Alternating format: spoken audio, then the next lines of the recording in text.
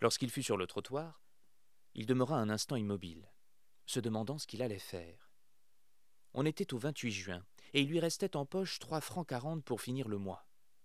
Cela représentait 2 dîners sans déjeuner, ou 2 déjeuners sans dîner, au choix.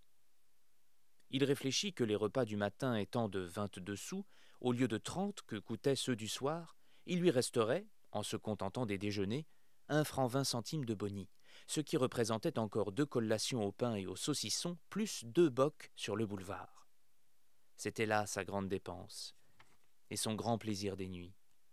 Et il se mit à descendre la rue Notre-Dame-de-Lorette. Il marchait ainsi qu'au temps où il portait l'uniforme des hussards, la poitrine bombée, les jambes un peu entr'ouvertes, comme s'il venait de descendre de cheval, et il avançait brutalement dans la rue pleine de monde, heurtant les épaules, poussant les gens pour ne point se déranger de sa route. Il inclinait légèrement sur l'oreille son chapeau haut de forme assez défraîchi et battait le pavé du talon. Il avait l'air de toujours défier quelqu'un.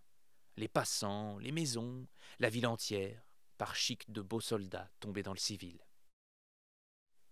Quoiqu'habillé d'un complet de 60 francs, il gardait une certaine élégance tapageuse, un peu commune, réelle cependant. Grand, bien fait, blond d'un blond châtain vaguement roussi, avec une moustache retroussée qui semblait mousser sur sa lèvre, des yeux bleus, clairs, troués d'une pupille toute petite, des cheveux frisés naturellement, séparés par une raie au milieu du crâne, il ressemblait bien au mauvais sujet des romans populaires. C'était une de ces soirées d'été où l'air manque dans Paris. La ville, chaude comme une étuve, paraissait suer dans la nuit étouffante. Les égouts soufflaient par leurs bouches de granit leurs haleines empestées, et les cuisines souterraines jetaient à la rue, par leurs fenêtres basses, les miasmes infâmes des eaux de vaisselle et des vieilles sauces.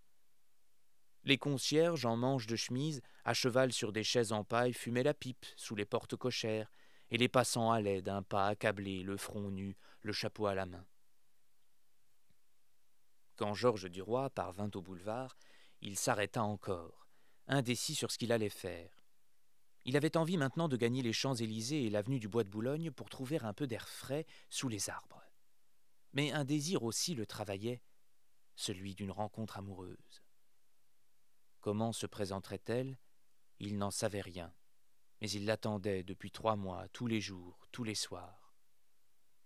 Quelquefois, cependant, grâce à sa belle mine et à sa tournure galante, il volait, par-ci par-là, un peu d'amour.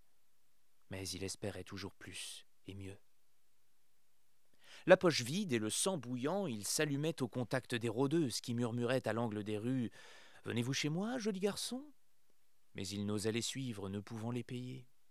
Et il attendait aussi autre chose, d'autres baisers, moins vulgaires. Il aimait cependant les lieux où grouillent les filles publiques, leurs bals, leurs cafés, leurs rues. Il aimait les coudoyer, leur parler, les tutoyer, flairer leurs parfums violents, se sentir près d'elles. C'étaient des femmes, enfin, des femmes d'amour. Il ne les méprisait point du mépris inné des hommes de famille. Il tourna vers la Madeleine et suivit le flot de foule qui coulait accablé par la chaleur. Les grands cafés, pleins de monde, débordaient sur le trottoir, étalant leur public de buveurs sous la lumière éclatante et crue de leurs devantures illuminées. Devant eux, sur de petites tables carrées ou rondes, les verres contenaient des liquides rouges, jaunes, verts, bruns, de toutes les nuances. Et dans l'intérieur des carafes, on voyait briller les gros cylindres transparents de glace qui refroidissaient la belle eau claire. Comme il arrivait au coin de la place de l'Opéra, il croisa un gros jeune homme, dont il se rappela vaguement avoir vu la tête quelque part.